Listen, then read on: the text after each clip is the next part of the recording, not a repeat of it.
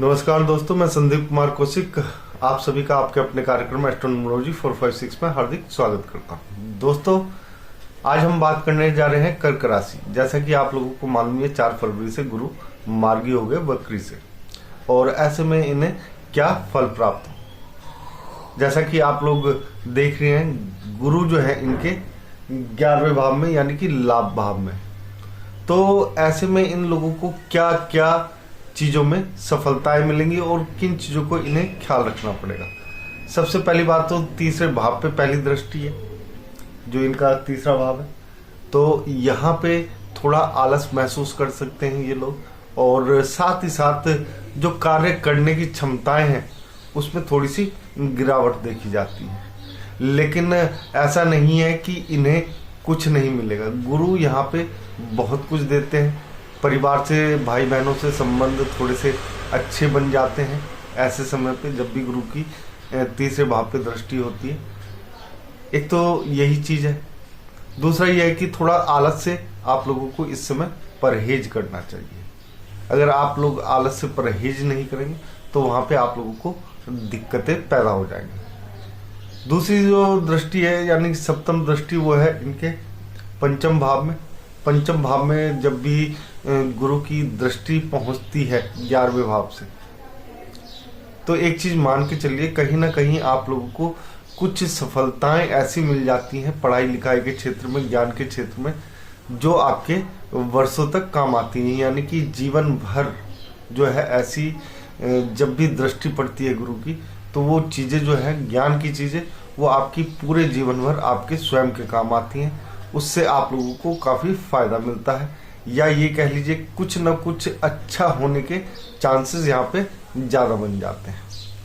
इसके बाद जो दृष्टि पहुँच रही है वो है इनके 7वें भाव पे, यानी कि अंतिम दृष्टि, 9वीं दृष्टि। तो यहाँ पे दोस्तों थोड़ा सा एक तरीके से देखा जाए तो पति पत्नी के जो रिश्ते होते हैं उसमें थोड़ा सा तनाव देते हैं। यानी कि आप लोग कह कुछ रहे हैं, दूसरा समझ कुछ रहा है। यानी पार्टनर जो होते हैं वैवाहिक संबंध में, पति पत्नी, उनके बीच में मिसअंडरस्टैंडिंग ज़्यादा हो जाती है। कहने का जो तरीका होता है वो उस तरीके से नहीं कह पाते बात, जिससे दूसरा व्यक्ति उनकी बातों को सही तरीके से समझ सके। यहाँ पे आप लोगों को बहुत ही सचेत रहने की जरूरत है। मिसअंडरस्टैंडिंग से आप लोगों को बचना होगा एक दूसरे के प्रति। जैसा कि आपको मालूम है कि गुरु का जो स्वयं के भाव होते हैं वो 9वां और 12वां भाव होता है। 9वां यानी कि आपकी कुंडली में छठा है, और 12वां यानी कि आपकी कुंडली में भाग्य भाव है। तो दोस्तों ऐसे में भाग्य का आप लोगों को साथ तो मिलेगा, भरपूर साथ मिलेगा। यहाँ पर शत्रु भी थोड़े से डाउन होंगे आपकी वाणी के कारण, आप उन्हें समझाने में कामयाब रहेंगे, या ये कह लीजिए कि शत्रु जो है एक तरीके से आपके अंडर में रहेंगे। तो यहाँ पे आप लोगों को कोई खास दिक्कतों का सामना नहीं करना पड़ेगा। अब करते हैं, जहाँ पे इस समय गुरु विराजमान है, और वो भाव है दोस्तों 11वां भाव, यानी कि लाभ भाव। लाभ भाव में गुरु आते हैं तो दोस्तों कुछ चीज़ें जो है आप लोगों को सचेत करने के लिए आते हैं। पहली चीज़ ये है कि जब भी लाभ भाव में गुरु विराजमान हो किसी भी व्यक्ति के, तो जो उन्हें धन कमाने का तरीका होता है वो सही होना चाहिए। अगर गलत तरीके से आप लोग धन कमा रहे हैं यहाँ पर, तो यहाँ पे आप लोगों को दिक्कतों का सामना करना पड़ेगा। यानी कि ऐसा धन टिक नहीं पाता है।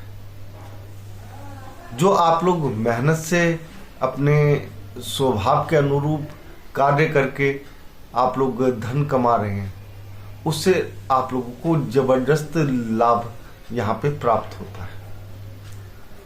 कभी भी किसी भी चीज में धन कमाने के लिए झूठ का सहारा आप लोगों को नहीं लेना है, क्योंकि गुरु जब भी 11वें भाव में बैठते हैं धन तो बहुत देते हैं, लेकिन दिक्कत जो मैंने बताई वो ही कर देते हैं।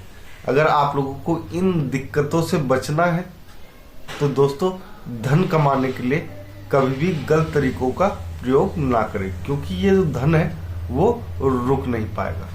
एक चीज और दोस्तों, कुछ छोटे से उपाय होते हैं जब भी 11वें भाव में गुरु पहुंचते हैं। देखो कलयुग है, कई लोग ना करते हुए भी गलत तरीकों में फंस जाते हैं, या कुछ ऐसा हो जाता है जहां पे उन्हें दिक्कतों का सामना करना पड़ता है। ऐसे में दोस्तों एक चीज जो उपाय है बहुत ही साधारण उपाय, यानी कि ज्ञान जो है, अगर आपके पास कोई भी ज्ञान है तो उसे दूसरों को बांटने की चेष्टा करें। पिता गुरुओं का सम्मान करें। यहाँ पर 11वें भाव में अगर आप लोगों को धन टिकाना है तो इन बातों का अगर आप लोग ध्यान करते हैं, इन बातों के ऊपर चलते हैं, तो आपकी धन से संबंधित समस्याएं जो है वो समाप्त हो जाएंगी। दोस्तों अगर आप लोगों को हमारा ये कार्यक्रम पसंद आया है तो कमेंट बॉक्स में जय श्री राम जरूर लिखें, और आप सभी भाइयों को भी हमारा जय श्री राम।